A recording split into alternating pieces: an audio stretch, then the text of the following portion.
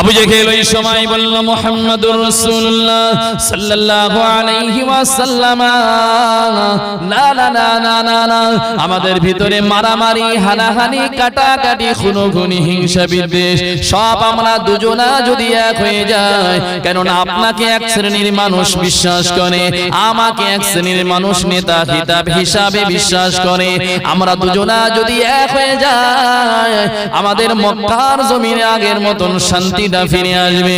হুজুর বললেন, আবু জেহেল ও চাচা কেমনে এক হয়ে যাব? ওই সময় আবু জেহেল বলল, মুহাম্মদ, কাবা বাইতুল্লাহ শরীফের ভিতরে একটা নয়, দুটা নয়, 360টি প্রতিমা রয়েছে। এই প্রতিমাদেরকে আমি আবু জেহেল তাদের কাছে পূজা দিই, তাদের ইবাদত করি, তাদের কাছে সাহায্য কামনা করি। ও মুহাম্মাদুর রাসূলুল্লাহ সাল্লাল্লাহু আলাইহি ওয়াসাল্লাম, আমি ওয়াদা করছি, আমি দায়িত্ব নিচ্ছি, আমি আবু জেহেল আমার সঙ্গ পঙ্গকে নিয়ে আপনি যে আল্লাহর নামাজ পড়েন, কাবার মালিকের ইবাদত করেন, কাবা বাইতুল্লাহর মালিকের যে আপনি উপাসনা করেন, আল্লাহকে আল্লাহ বলে মানেন, আপনি মানতেও বলেন, ও মুহাম্মাদুর রাসূলুল্লাহ মিথ্যা নয়, আপনি যদি সই সাইন করে নিতে হয় আমি সই সাইন করে দেব। আমি ওয়াদা করব কাবা শরীফের সামনে দাঁড়িয়ে আমি আবু জেহেল আমার সঙ্গ পঙ্গ নিয়ে আমি কিনা আপনার আল্লাহর নামাজ আপনার সাথে আমরা পড়ে দেব। আপনারা যে নামাজ পড়েন, আমি আবু জেহেল দায়িত্ব নিয়ে বলছি আমি নামাজ পড়ব, এবং আমি নয়। কত সুন্দর পয়েন্ট খাড়া করছে দেখেন, আমার সঙ্গ পঙ্গকে নিয়ে নামাজ পড়ে দেব, তবে শর্ত হলো আমরা যে প্রতিমার পূজা দিই তাকে যারা সর্বশক্তিমান বলে মানি, আমরা যদি 2 দিন 3 দিন যদি আপনার আল্লাহর নামাজ পড়ি, কি একদিন বাদ একদিন, আপনি একদিন আমি একদিন, এক কথায় আপনারা এসে মসজিদে নামাজ পড়বেন আর আমরা মন্দিরে গিয়ে পূজা দেব। কথাটা বুঝতে পারছেন? ভেঙে চুরে না বলে ডাইরেক্ট বলছি, আমরা মন্দিরে গিয়ে ঘন্টা বাজাবো সবাই মিলে, আর আমরা সবাই মিলে আপনাদের মসজিদে গিয়ে নামাজ পড়ে দেবো, মতি মসজিদে। আচ্ছা, কথাটা তো খুব ভালো কথা, তাহলে তো আর মারামারি, কাটাকাটি, খুনোখুনি, হিংসা তো থাকবে না। আপনি সম্প্রীতির শিক্ষা দিচ্ছেন বলেন, বলে হুজুর এক জায়গায় থাকতে গেলে এটা তো সম্প্রীতির বার্তা, এটা করলে তো খুব ভালো। সম্প্রীতি শেখায় না আমাদের সমাজের কিছু মানুষজন, আসলে ওরা জানে না সম্প্রীতি কোথায়, কাকে সম্প্রীতি বলে, সাম্প্রদায়িক আর সম্প্রীতি আসলে কার নাম জানা নাই। মুহাম্মাদুর রাসূলুল্লাহ কি সাম্প্রদায়িক মানুষ ছিলেন না সম্প্রীতির পক্ষে ছিলেন? বাবা, হুজুর কি সাম্প্রদায়িক বিরোধী মানুষ, আপনার কিনা সম্প্রীতির বিরোধী মানুষ ছিলেন নাকি? না, পৃথিবীতে সর্বপ্রথম যিনি সম্প্রীতি যিনি প্রতিষ্ঠা করেছেন তিনি হলেন মুহাম্মাদুর রাসূলুল্লাহ। বলবেন হুজুর যদি হয় তাহলে তো মুহাম্মদ সাল্লামের কাজ ছিল যে অন্তত কাবা শরীফের ভিতর যে প্রতিমাগুলো ছিল তাদেরকে গিয়ে পূজা করা। কথা বুঝছেন? কিন্তু হ্যাঁ, এর নাম হচ্ছে ইসলাম। ধর্মটার নাম কি? আপনাকে আগে জানতে হবে ইসলাম কি। কি কথা ঠিক না বলুন? ইসলামের নীতি কি, ইসলামের কানুন কি? ইসলাম তো সেই ধর্ম, এক আল্লাহ ছাড়া কারোর কাছে মাথা নত করা, এক আল্লাহ ছাড়া কারোর দাসত্ব করা, এক আল্লাহ ছাড়া কারোর ইবাদত করা, এক আল্লাহ ছাড়া কারোর কাছে সাহায্য চাওয়া যাবে না। কথা সত্য না মিথ্যা? কিন্তু আদার্স অন্যান্য যে ধর্ম রয়েছে যেটা ভালো লাগবে তারা সেটা করবে, কিন্তু ইসলাম ওয়ালাদের যেটা মন চাইবে সেটা করতে পারবে না। কেন? ইসলাম ওয়ালাদেরকে মুহাম্মাদুর রাসূলুল্লাহ সুন্দর রাস্তা দেখিয়ে দিয়েছেন কোরআনের মাধ্যমে। ঠিক না ভুল? একটা কথা আছে না আমাদের সমাজে চলিত একটি কথা, সম্প্রীতির মঞ্চে উঠে তারা সম্প্রীতির ভাষণ বার্তা দেয়। কি বার্তা? ধর্ম যার যার, অসুবিধা নাই, কিন্তু আমাদের উৎসব সবার। একটা কথা বলে না সমাজে, আচ্ছা এটা কি আসলেও সত্য না বলতে হয় শুধু মানুষকে বোঝানোর জন্য বলে? এর পক্ষে আমি না, আপনারা হতে পারেন, এর পক্ষে আমি না। হ্যাঁ, আমি পক্ষে হব যদি আমার অনুকূলে, যদি কথাটা ভালো লাগে, আমার অনুকূল মতন যদি সে কথাটা মেনে নেয়, আমিও বাধ্য হব। যদি বলেন তরিকুল ভাই কেন, কেমন? হ্যাঁ, কথা আছে, কথা অনেক লম্বা, খুব ভালো করে বোঝেন। দেখবেন না মঞ্চে উঠে বলে না ধর্ম যার যার, উৎসব সবার। আচ্ছা, এই কথাটা এরকম করে না বললে, এরকম করলে কি বললে হয়? যে বউ যার যার, আমাদের হক সবার। কত মনে বুঝতে পারেন নাই? দোকান যার যার, কিন্তু দোকানের মাল সবার। আচ্ছা, কথাটা কি যুক্তিযুক্ত? না, কখনো হতে পারে না। ধর্ম যার যার, উৎসব সবার যদি হয়, আমি আপনাকে ওয়েলকাম জানাবো। বললেন তরিকুল ভাই ওয়েলকামটা কেমন? আমি আপনাকে কুরবানির ঈদের দিন আমি দাওয়াত দেব। উৎসব যার যার, ধর্ম যার যার, উৎসব আনন্দ সবার। যদি হয় আপনাকে কুরবানির গোশত, গরুর গোশত খাওয়ার জন্য আমি আপনাকে দাওয়াত দেব, আমি এসে সম্প্রীতি রক্ষা করার জন্য আমার বাড়িতে গরুর গোশত আপনাকে খেতে হবে। খাবে? সম্ভব? তাহলে এটা তো ভাই ছলনা আর বাহানা ছাড়া কিছু না। আমি ভুল বোঝাচ্ছি না বাবা। ইসলাম কত সুন্দর একটি ধর্ম, দেখেন। আলহামদুলিল্লাহ। আল্লাহ পাকের নবী, দিন দুনিয়ার বাদশা, সাফিউল মুজনামিন, দয়ার নবী, রহমতের নবী, মুহাব্বতের নবী মুহাম্মদুর রাসূলুল্লাহ সাল্লাল্লাহু আলাইহি ওয়াসাল্লামকে আবু জেহেল বলল, ও মুহাম্মদুর রাসূলুল্লাহ, আমরা এক হয়ে যাই, আমরা আপনার আল্লাহর নামাজ পড়ব, ইবাদত করব, আর আপনি আপনার সঙ্গপঙ্গ নিয়ে কিনা কাবা বাইতুল্লাহর ভিতরে 361টি প্রতিমা রয়েছে, তাদেরকে আপনি ইবাদত করবেন। আল্লাহর নবী, দিন দুনিয়ার বাদশাহ নবী আমার ওই সময় চুপ করে রইলেন, কেননা আমার রাসূলুল্লাহ নিজের ইচ্ছায় কোনো কথা বলতেন না। বলতেন নবীজির কথা, কার কথা? ওয়া ইয়ানতিকু আনিল হাওয়া ইন হুয়া ইল্লা ওয়াহয়ুন ইউহা। আল্লাহ বললেন, আমি আমার হাবিবকে যেটা শোনাই, আমি আমার হাবিবকে যেটা বলি, আমার হাবিব তো ওটাই তোমাদেরকে শুনিয়ে দেয়। আমার হাবিব বানিয়ে বানিয়ে বানিয়ে বানিয়ে নিজস্ব কোনো কথা বলেন না। আবু জেহেল বলল, ও মুহাম্মদুর রাসূলুল্লাহ, আপনি চিন্তা ভাবনা করে দেখুন, কথাটা মেনে নিলে আমাদের ভিতরে আগের মতন শান্তি, প্রেম, প্রীতি চলে আসবে, ভালোবাসা, মহব্বত চলে আসবে। আল্লাহর নবী দাঁড়িয়ে আছেন, নবীর জন্য কোনো কথা বলেন না। আমার আল্লাহ যতক্ষণ না শোনাবে, জিবরাইলের মতন ফেরেশতা রাসূলুল্লাহ সামনে এসে দাঁড়িয়ে সালাম দিয়ে বলল, আসসালাতু ওয়াসসালামু আলাইকা ইয়া রাসূলুল্লাহ ইয়া হাবিবাল্লাহ। আল্লাহ আমি জিবরাইল আমিনকে পাঠিয়ে দিয়েছে। ইয়া রাসূলুল্লাহ কে? ইয়া হাবিবাল্লাহ। না না না না, হুজুর আপনি আবু জেহেলের কথা মেনে নেবেন না।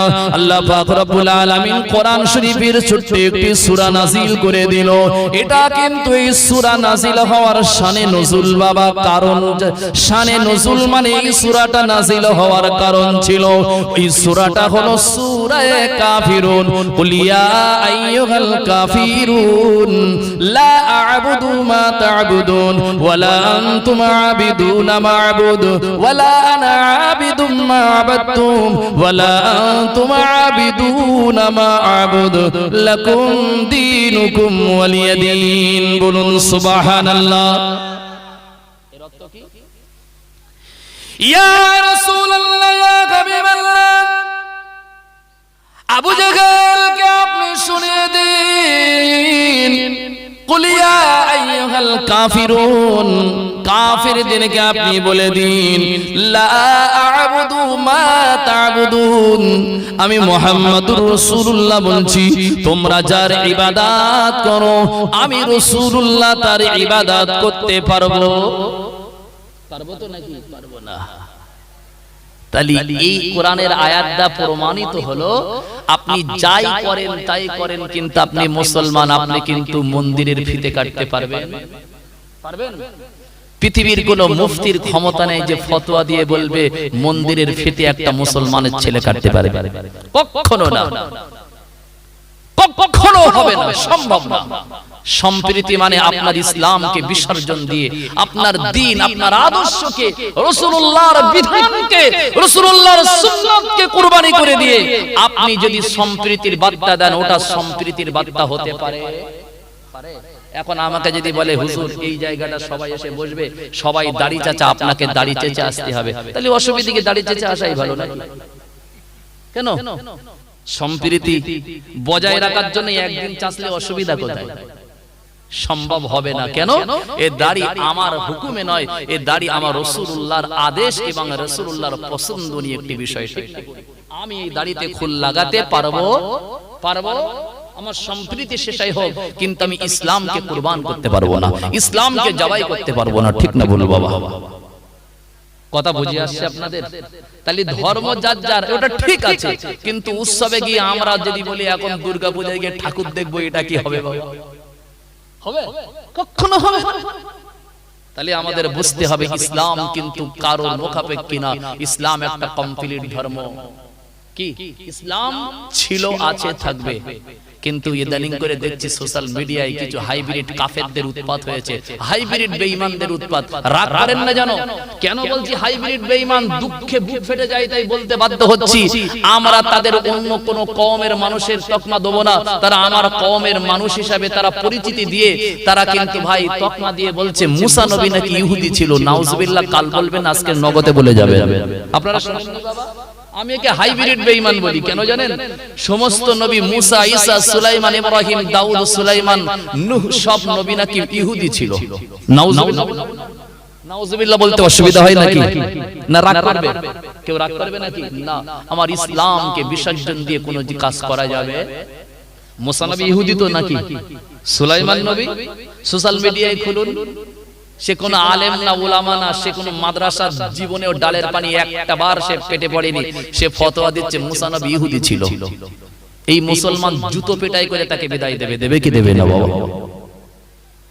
সমস্ত নবীরা হচ্ছে ইসলামের ভিতরে ছিলেন, আল্লাহ তাদেরকে ইসলাম দিয়েছিলেন। ইসলাম পৃথিবীর জমিনের শুরু থেকে ছিল, ইসলাম আছে, ইসলাম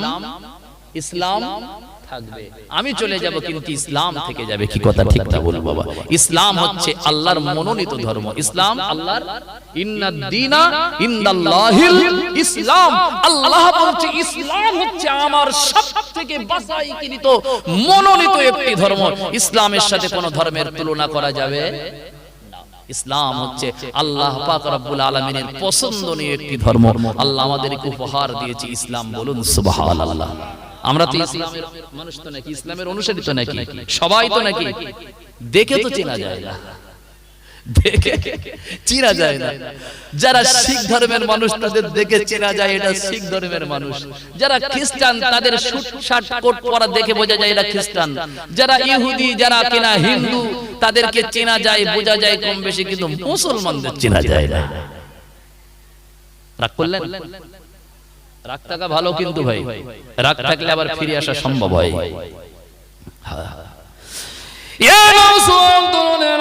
ভুল আমাকে বুঝবেন না বাবা, আমি আপনাদের ভুল বোঝানোর জন্য আসি না। কেননা গভীর রাত বাবা, দুইটা কথা আমি আপনাদের খেদমতে বলবো, রাত করবেন না। আল্লাহ পাক রব্বুল আলামিন আমাদেরকে ঈমান দিয়েছে, ইসলাম দিয়েছে। ঈমানকে আপনি ছোট বলে ভাববেন না। ঈমান কিন্তু পৃথিবীর জমিনে সবথেকে মানুষের কাছে, মুসলমানদের কাছে সবথেকে বড় জিনিস। ঠিক না ভুল? ভাইরা বাবা, ঈমান অনেক দামি। ঈমান সব দিয়ে দেব আমরা। জীবন যদি দিতে পারেন দিয়ে দেবেন, বিবি বাচ্চা ত্যাগ করে দেবেন, সংসার জীবন যাপন ত্যাগ হয়ে যায়, অসুবিধা নাই। যতদিন আল্লাহর জমিনে আমরা বেঁচে থাকবো, আমরা যেন ঈমানকে বিক্রি করে না দিই। কথা বুঝতে পেরেছেন?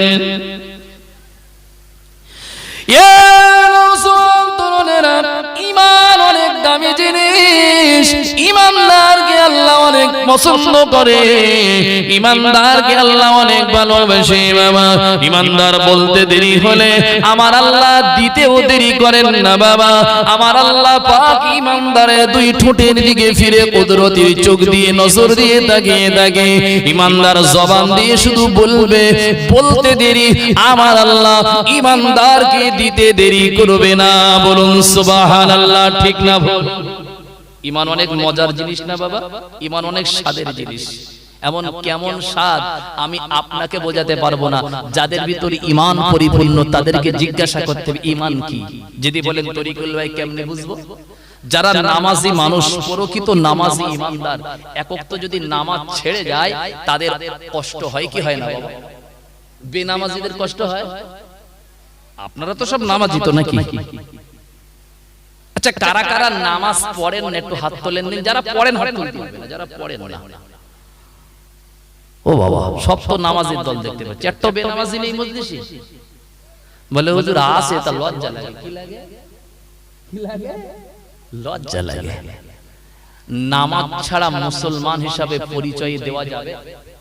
যাবে যাবে যাবে না। আমাদের ভিতরে দুর্ভাগ্য কি জানেন? জলসা জৌলুস আলহামদুলিল্লাহ ভালো কাজ, অবশ্যই ভালো কাজ। এত সুন্দর মাহফিল সাজ অবশ্যই ভালো কাজ, কিন্তু এর থেকে ভালো হচ্ছে মাহফিল থেকে যদি আমরা সবাই নামাজি হয়ে যায়, আলহামদুলিল্লাহ অনেক ভালো। কি কথা ঠিক না বলে বাবা? মাহফিলে এত লাখ লাখ টাকা খরচ করে যদি কালকে সেই নাম বেনামাজি থেকে গেল, তাহলে মিলাদ দিয়ে লাভটা কি বাবা?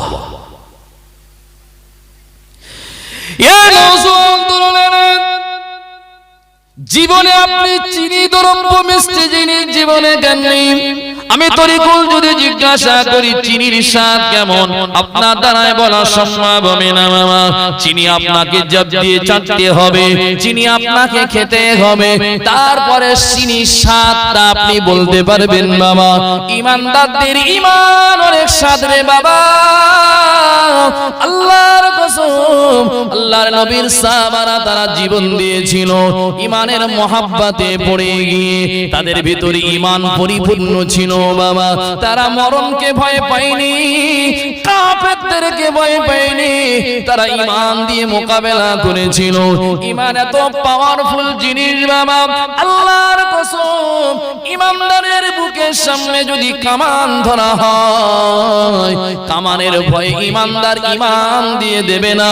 ইমানের পাওয়ার এত, ইমানের বিনিময়ে কামান কিন্তু হার মানতে বাধ্য হবে। ঠিক না বল? ইমান অনেক পাওয়ারফুল জিনিস, তবে আমাদের ইমান না। ইমান ছিল দাদা হুজুরের ইমান। কে কথা ঠিক না? আপনাদের ওয়াকিয়া সব জানা রয়েছে, স্মরণ, শুধু অন্য কিছু না। ওয়াজ তো ভাই তৌরাত জবুরের ইনজিল দিয়ে বলা যাবে না। জজ যা হবে আমরা উম্মতে মুহাম্মাদি কোরআন আর হাদিস দ্বারাই তো বলতে হবে। ঠিক না বলি বাবা? ইমানের অনেক ব্যাপার রয়েছে।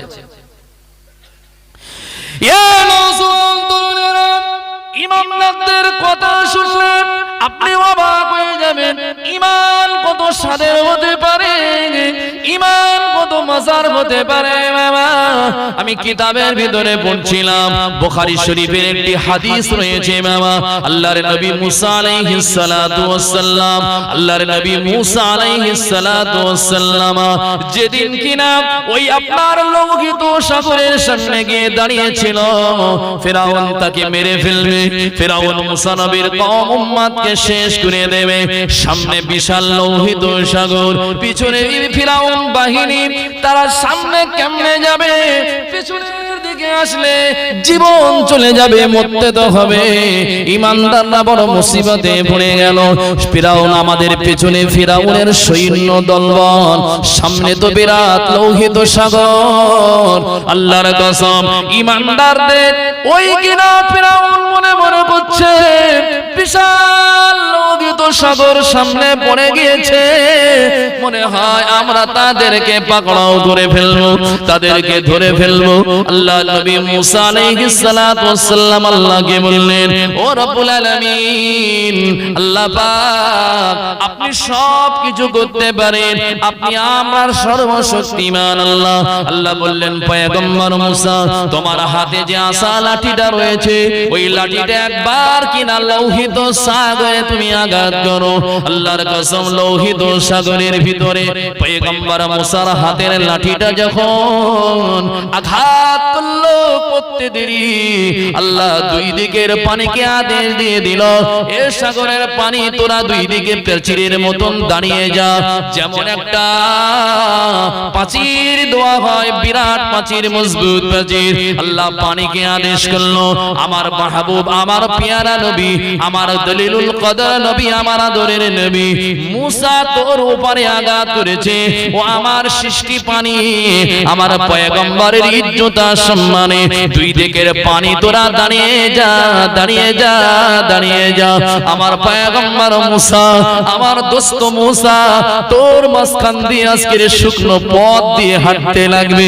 আল্লাহর কসম, পয়গম্বর মুসা আলাইহিস সালাতু ওয়াস সালাম যখন লোহিত সাগরে গিয়ে নিয়ে হাতের আশা লাঠি দিয়ে যখন আঘাত করলো, আঘাত করতে দেরি, দুই দিকের পানি প্রাচীরের ন্যায় দাঁড়াতে দেরি করেনি। জোরে বলুন সুবহানাল্লাহ। ইমানদারের ঈমানি ক্ষমতা আছে না? জি, আল্লাহর নবী মুসা লৌহিত সাগর পার হয়ে গিয়ে সাথী সঙ্গীদেরকে নিয়ে এপার থেকে ওপারে চলে গেল, ফিলিস্তিনের জমিনে চলে গিয়েছিল। বুলামাকে বুঝবেন না বাবা, আমি আপনাদের বোঝাতে যাচ্ছি, ইমানদারের আল্লাহ অনেক পাওয়ার দিয়েছে বাবা। ইমানদারের পাওয়ার জ্ঞাত আল্লাহর নবী মুসা আলাইহিস সালাতু ওয়াস সালামের সাথে একজন আল্লাহর পিয়ারা বান্দা ছিল। বুখারী শরীফে রাসূলুল্লাহ যার নাম বলেছেন তার নাম হলো ইউশা বিন নুন আলাইহিস সালাতু ওয়াস সালাম। তিনিও একজন নবী ছিলেন বাবা। আল্লাহ তাকেও নবুয়ত দিয়েছিলেন মুসা নবীর জামানায়। ইউশা বিন নুন আলাইহিস সালাতু ওয়াস সালাম সাথী সঙ্গীদেরকে নিয়ে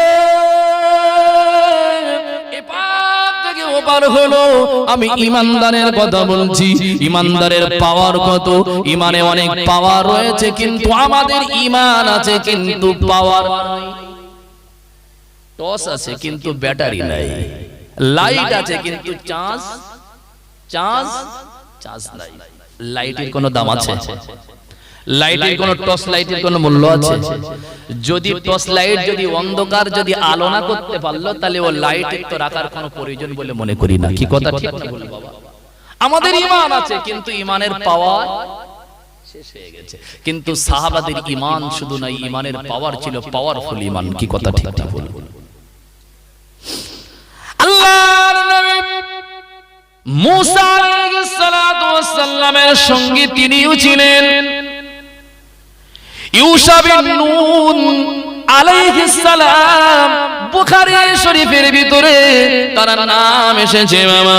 ইউশা বিন নুন যখন তার দলবল মুসা নবীর মত নবীকে নিয়ে যখন বাইতুল মুকাদ্দাস, যে বাইতুল মুকাদ্দাসে এখন কিনা যুদ্ধ চলছে, যুদ্ধ হচ্ছে না, ফিলিস্তিন আর ইসরাইল বিশাল যুদ্ধ হচ্ছে। এই জায়গাতে মুসা আলাইহিস সালাম তার কওমদেরকে নিয়ে ওই আপনার কিনা মিশর থেকে ওপারে গিয়ে এই ফিলিস্তিনের মাটিতে গিয়ে তাবু গাড়লেন। আল্লাহ বললেন এই ফিলিস্তিনের আশপাশকে আপনি তাবু গাড়েন, তাবু তৈরি করেন। তাবু করলেন। আল্লাহর পয়গম্বর মুসাকে আল্লাহ আদেশ করলেন ফিলিস্তিনের বাইতুল মুকাদ্দাস, যেটাকে মসজিদে আকসা বলা হয়, এই মসজিদে আকসার ক্ষমতা দখল ছিল আমেলেকা বলে একটি সৈন্য, আমেলেকা বলে একটি সংগঠন। আমেলেকা শক্তির হাতে, কিন্তু ফিলিস্তিনের মসজিদে আকসাটা তাদের হাতে ছিল বাবা। তারা বেদুইন ছিল, তারা এই ফিলিস্তিনের বাইতুল মুকাদ্দাস মসজিদে আকসার ভিতরে হারাম নাজায়েজ কাজ করত। তারা গিয়ে এখানে সরবাপার কিনা জবাই করত, তারা এখানে গিয়ে নাচ গান করত, মসজিদে আকসার ভিতরে তারা নোংরা করত। আমার আল্লাহ পাক ওই সময় আল্লাহর নবী মুসা আলাইহিস সালাতু ওয়াস সালামকে আদেশ দিল, ঈমানের পাওয়ারের কথা বলছি বাবা। আমার আল্লাহ পাক মুসা নবীকে আদেশ দিল, ওরে মুসা রে, তোমার সাথে যারা এসেছে, আমি যাদের দায়িত্ব নিয়ে লৌহিত সাগর পার করিয়ে ফিলিস্তিনের মাটি পর্যন্ত পৌঁছে দিয়েছি, এই আমেলেকা শক্তির সাথে তুমি তোমার সাথীদেরকে নিয়ে যুদ্ধ করে তাদের হাত থেকে মসজিদে আকসাটাকে ছিনিয়ে নাও। কে করেছে আদেশ? অসুবিধা হচ্ছে আপনাদের? আল্লাহ আদেশ করেছে। আল্লাহর নবী মুসা বললেন, আমার কওম, আল্লাহর আদেশ হয়েছে, আল্লাহ পাকের হুকুম হয়েছে, আমাদেরকে আমেলেকা শক্তি আমেলেকাদের সাথে আমাদের যুদ্ধ করা লাগবে। জিহাদ, জিহাদ যাকে বলি বাংলায় যুদ্ধ, আরবিতে জিহাদ বলা হয় বাবা। আমাদের সমাজে চলিত আছে যে জিহাদ মানে সন্ত্রাস। জিহাদ মানে আমরা বলি না জিহাদিরা, জিহাদি, আমাদেরকে বলা হয় জিহাদি। জিহাদি মানে তারা তকমা দিতে যায় এরা হচ্ছে সন্ত্রাসবাদ। নাউজুবিল্লাহ বলেন। জিহাদ মানে সন্ত্রাস নয়, জিহাদ একটা পবিত্র শব্দ। নামাজ যেমন পবিত্র একটি শব্দ, রোজা যেমন পবিত্র পবিত্র একটি শব্দ, হজ যেমন পবিত্র একটি শব্দ, জিহাদ হচ্ছে শরিয়াতের ইসলামের একটা পবিত্র শব্দ। ঠিক না বলি? জিহাদ এসেছে সন্ত্রাসবাদের পক্ষে নয়, জিহাদ এসেছে সন্ত্রাসকে দুনিয়া থেকে নির্মূল করতে। কি কথা ঠিক না? সন্ত্রাসকে নির্মূল করার জন্য জিহাদ। জিহাদ মানে সন্ত্রাস না, সন্ত্রাস নির্মূল মানে হচ্ছে জিহাদ। জিহাদ কিন্তু সন্ত্রাসকে কিন্তু জায়গা দেয় না, বরঞ্চ জিহাদ এসেছে সন্ত্রাসবাদীদেরকে উৎখাত করতে। কি কথা ঠিক না বলবো? জিহাদ একটা পবিত্র শব্দ না? জিহাদ করে যারা শহীদ হয় তাদেরকে আল্লাহ জান্নাতের মেহমান বানিয়ে দেয়। কি কথা ঠিক না বলবো? আমি কি বানিয়ে বলছি? আল্লাহ বলেছে ওয়ালা তাকুলু লিমা ইউক্তালু ফি সাবিলিল্লাহ, যারা আমার রাস্তায় কতল হলো, ফি সাবিলিল্লাহ, আমার রাস্তায় যারা জীবন দিয়ে দিল, বাল আহইয়া, আল্লাহ বলছে তাদেরকে মৃত বলো না, বাল আহইয়া, তারা জিন্দা। বলুন সুবহানাল্লাহ। শহীদরা মুর্দা না জিন্দা? জিন্দা। শুধু জিন্দা না, আল্লাহ বলছে ওয়ালাকিন লা তাশউরুন, কেমন জিন্দা তা তোমরা বুঝবে না। আমি আল্লাহ মাটির নিচেই কবরে তাদেরকে জিন্দা রেখে দিয়েছি, কেমনে আমি জানি, তোমরা তা বুঝবে না। কোরআন শরীফের অপর জায়গায় আল্লাহ বলেছে ওয়ালা তাহসাবান্নাল্লাযীনা কুতিলু ফি সাবিলিল্লাহি আমওয়াতা বাল আহইয়াউন ইনদা রাব্বিহিম ইউরযাকুন, মানে যারা আমার রাস্তায় জীবনকে উৎসর্গ করে দিয়েছে ঈমানের জন্য, ইসলামের জন্য জিহাদ করে, যুদ্ধ করে যারা জিহাদে শহীদ হয়ে গিয়েছে, আল্লাহ বলছে বাল আহইয়া, তারা জিন্দা, ইনদা রাব্বিহিম ইউরযাকুন, শুধু জিন্দা নন, তারা কবরে আমার তরফ থেকে রিজিক পায়। বলুন সুবহানাল্লাহ। কি পায়? কি পায়? রিজিক। আল্লাহ জান্নাত থেকে তাদের খাদ্য পাঠায়। এই কথাটা বলছি সবার ভালো লাগবে না। আবু জেহেল বোঝেন? আবু জেহেল রাসূলুল্লাহকে মানার জন্য অনেক রকম দলিল চেয়েছিল। কি চেয়েছিল? তুমি যে নবী দলিল দাও, কিন্তু আবু বকর করে দিন দলিল চেয়েছিল। মুহাম্মদ দলিল, তুমি যে নবী, তার নবুয়তের দলিল কই? যারা মানে ইসলামকে তারা কিন্তু দলিল টলিল সব চায় না, আবু বকরের মতন মেনে নেয়। ঠিক না বলবো? কিন্তু যারা আবু জেহেল বলা হয় না, তারা শুধু বলবে দলিল দাও, এটা সহিহ না ওটা জয়ীফ, এই নিয়ে তারা শুধু দ্বিমত সৃষ্টি করে। করে কি করে না বাবা? রাসূলুল্লাহ যে নবী ছিলেন, কিন্তু বিনা দলিলে আবু বকর মেরেছে, কিন্তু আবু জেহেল সারা জীবন যতদিন বেঁচে ছিল শুধু বলছে দলিল দাও মুহাম্মদ, তুমি যে নবী। এই কথা বুঝছেন? কেননা তারা কিন্তু নবী তো জিন্দা, নবীকে হায়াতুন নবী বললে এক শ্রেণীর মুসলমান আবু জেহেলদের খালাতো ভাই, তাদের কষ্ট হয়। হয় কি হয় না? এই নবীজি জিন্দা না মুর্দা কবরে? আপনাদের বিশ্বাস ঠিক আছে তো নাকি?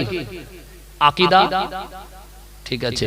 রাসূলুল্লাহ হায়াতুন নবী, তিনি কবরে এখনো জিন্দা। বলুন সুবহানাল্লাহ। এটা আমাদের বিশ্বাস, এটা আমাদের আকীদা। ওরা বলছে নবী মরে গেছে, নবী মরে গেছে। নাউযুবিল্লাহ। বলেন নাউযুবিল্লাহ। ভাই, রাসূল করিম সাল্লাল্লাহু আলাইহি সাল্লাতু ওয়াসাল্লাম হায়াতুন নবী, এটা আহলে সুন্নাতুল জামাতের আকীদা। কি কথা ঠিক? আমার নবী আমাদের কাছ থেকে পর্দা নিয়েছেন। কি নিয়েছেন? পর্দা নিয়েছেন। আল্লাহ রাজি খুশি হবেন না মুহাম্মাদুর রাসূলুল্লাহ ছাড়া। কি কথা ঠিকটা বল? এই আয়াত দ্বারাই তো এটাই প্রমাণিত হয়। আল্লাহ তো ডাইরেক্ট বলতে পারতেন আমাকে তোরা ভালোবাস, ইয়াগফির লাকুম যুনুবাকুম, তোদের সব গুনাহ মাফ করে দেব।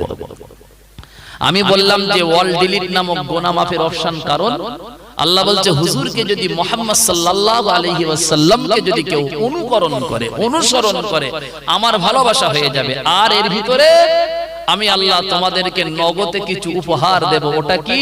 ওটা হলো ইয়াগফির লাকুম যুনুবাকুম, তোদের জিন্দেগীর সমূহ গুনাহ, ইয়াগফির লাকুম যুনুবাকুম কাকুমাকুম, সব গুনাহ, সব গুনাহ, যাবতীয় গুনাহ মুহাম্মদুর রাসূলুল্লাহর ইত্তেবা করার কারণে আমি তোকে মাসুম বানিয়ে দেব। বলুন সুবহানাল্লাহ। গুনাহ যদি মাফ করে কবরে যেতে চান, মুহাম্মদুর রাসূলুল্লাহর ভালোবাসার মানুষ হয়ে যান। হুজুরের ভালোবাসা ছাড়া কিন্তু জান্নাতে যাওয়া কষ্টকর। ঠিক না বলবেন হুজুর ওসব ওয়াজ বাদ দেন, নামাজ আমি যা পড়ি, তাহাজ্জুদ, আওয়াবিল, চাশ, ইশরাক, সালাতুত তাসবিহ, সালাতুল হাজার, এমন নামাজ নাই যে আমি পড়ি না। হুজুর জিকির, ফিকির, জিকির, আজকার, দান, সাদকা, যাকাত, ফিতরা, কুরবানি, হজ, উমরা, হজ, ফরজ হজ, হুজুর এমন ইবাদত করেছি মুহাম্মদুর রাসূলুল্লাহর আমার প্রয়োজন হবে না। হুজুর আমার যা আমল রয়েছে সব আমলের কারণে আমি জান্নাতে চলে যাব। যাওয়া যাবে? নামাজ যতই পড়েন জান্নাতে যেতে পারবেন না, যতই আপনার ভালো কাজ থাক না কেন জান্নাত পাবেন না যদি মুহাম্মদুর রাসূলুল্লাহকে যদি আপনি ভালো না বাসেন। সারা জীবন যদি কেউ লা ইলাহা ইল্লাল্লাহ লা ইলাহা ইল্লাল্লাহ লা ইলাহা ইল্লাল্লাহ লা ইলাহা ইল্লাল্লাহ এই জিকিরটা ভালো না খারাপ?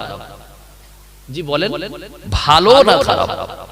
কলেমার তো একটা প্রথম অংশ লা ইলাহা ইল্লাল্লাহ, অবশ্যই ভালো। আচ্ছা, আল্লাহকে ভালোবাসা ভালো না খারাপ?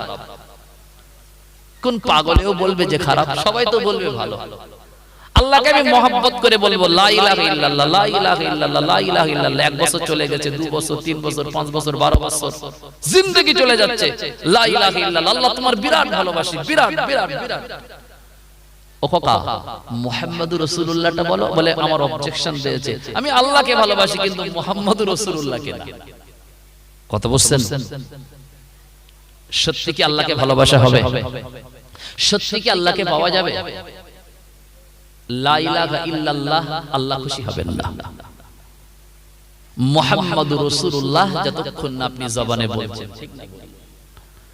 লা ইলাহা ইল্লাল্লাহ বললে মুসলমান হওয়া যায় না। মুহাম্মদুর রাসূলুল্লাহ যতক্ষণ আপনি বিশ্বাস না করবেন, আল্লাহকে মানার নাম মুসলমান, ঈমানদার না।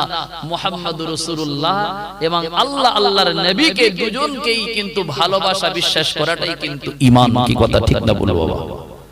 লা ইলাহা ইল্লাল্লাহ আবু বকরের কালেমা, লা ইলাহা ইল্লাল্লাহ মুহাম্মাদুর রাসূলুল্লাহ আবু বকরের কালেমা, উমরের কালেমা, আর লা ইলাহা ইল্লাল্লাহ আবু জেহেলের কালেমা। কত মনে বুঝতে পারছেন? যখন রাসূল করিম সাল্লাল্লাহু আলাইহি সাল্লামকে আল্লাহ নবুয়ত দিলেন, খুব ঠান্ডা মাথায় বুঝবেন, আমি বাজে কথা বলছি না, কোরআনুল কারীমের আয়াত দিয়ে প্রমাণ দেব। হুজুরকে আল্লাহ যখন নবুয়ত দিলেন তখন আবু জেহেল এসে আমার নবীকে বলছে, মুহাম্মদ বলুন সাল্লাল্লাহু আলাইহি ওয়াসাল্লাম। এ দেখেন, আমরা মক্কার অধিবাসী, আমরা সব আপনজন, কেউ ভাই, কেউ চাচা, কেউ আপনজন, সব আমরা তো সব মক্কার জমিনের বসবাসকারী মানুষ। তা আমাদের ভিতরে মারামারি, কাটাকাটি, ফিতনা ফাসাদ, এটা যেন একটা কেমন লাগছে। বলছে কি? আবু জেহেল। কাকে বোঝাচ্ছে? হুজুরকে বোঝাচ্ছে। তা আমার নবীকে তখন বলছে, মুহাম্মদ এক কাজ করলে কি হয়? তা নবী বলছে, চাচা কি কাজ? বলছে কাজটা হলো আমরা সব দুজনা এক হয়ে যাই। কি হয়ে যায়? আমরা আপোষে এক হয়ে যাই। তাহলে আর এই মারামারি, একটা হিংসা, একটা মনের যে কষ্ট, তাহলে আমাদের ভিতর থেকে সব উঠে যাবে। তাহলে আমরা সুন্দরভাবে জীবন যাপন করতে পারবো। কথাটা ভালো না খারাপ? হুজুর তো মেনে নিতে পারতেন নাকি? এক হয়ে যায়, এক হওয়া পর্যন্ত। তা নবী বলছে কেমনে এক হবেন?